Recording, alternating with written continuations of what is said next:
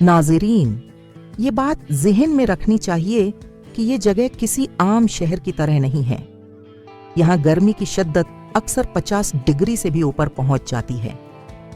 रीत के तूफानों लम्हों में सब कुछ ढानप लेते हैं और पानी का तो नामो निशान भी नहीं मिलता। ऐसी सूरत हाल में आम डिजाइन का एयरपोर्ट कामयाब नहीं हो सकता। इसीलिए इब्राहिम तरावरे ने ऐलान किया है कि ये एयरपोर्ट दुनिया की सबसे जदीद टेक्नोलॉजी से आरास्ता होगा।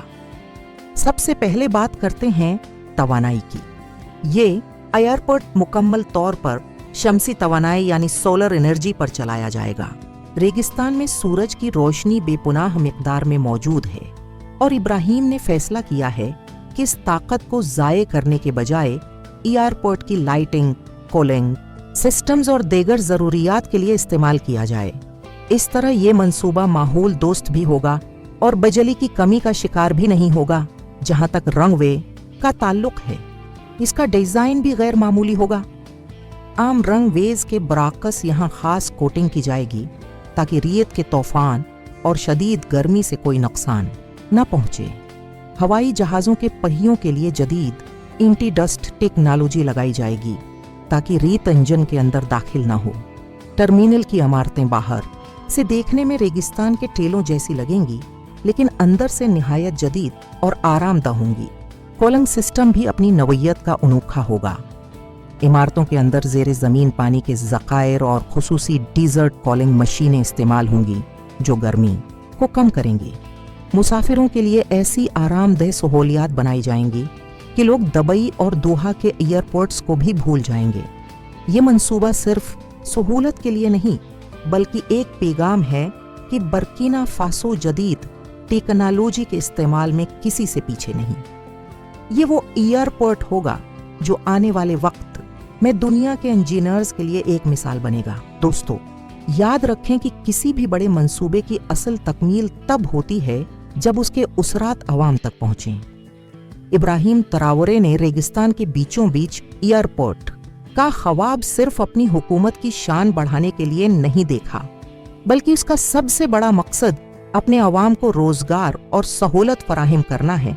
एयरपोर्ट की तामीर के दौरान हजारों मजदूरों, इंजीनियर्स और टेक्नीशियंस को मुलाजमत मिलेगी और जब ये मंसूबा मुकम्मल होगा तो उसके साथ होटल, रेस्टोरेंट, मार्केटें, स्कूल और अस्पताल खुलेंगे।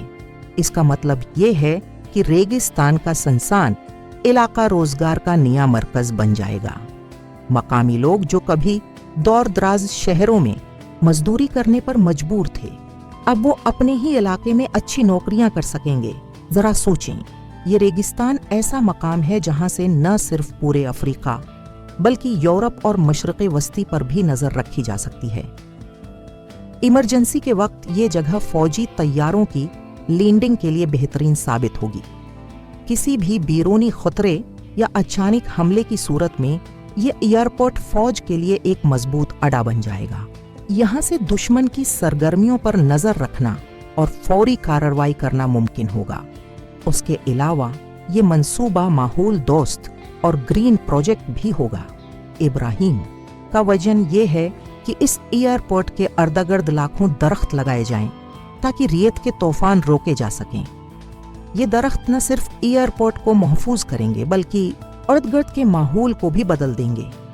रेगिस्तान में सब्जा अगना गोया एक मौजिज़ा होगा जो मकामी मौसम को मुतदिल कर देगा। इसी के साथ पूरा एयरपोर्ट कार्बन फ्री डिजाइन पर बनाया जा रहा है। तमाम तवानाई का इन्हिसार सोलर पावर पर होगा ताकि फजा में आलूदगी न फैले। नाज़रीन, एक बात तय है कि अगर ये मंसूबा मुकम्मल हो गया तो रेगिस्तान के बीचों बीच सिर्फ एक एयरपोर्ट नहीं बनेगा बल्कि एक नया अफ्रीका उभरेगा। वो अफ्रीका जो दूसरों पर इन्हिसार नहीं करेगा बल्कि दुनिया के फैसलों में खुद शामिल होगा। अब फैसला आपके हाथ में है कि क्या आप समझते हैं कि ये एयरपोर्ट वाकई दुनिया का सबसे अहम फजाई मरकज बन सकता है? अपनी राय कमेंट्स में जरूर दें और वीडियो आखिर तक देखने के बाद दूसरों के साथ शेयर करें ताकि सब जान सकें कि रेगिस्तान के दरमियान इब्राहिम तरावरे आखिर इंटरनेशनल एयरपोर्ट क्यों बना रहा है।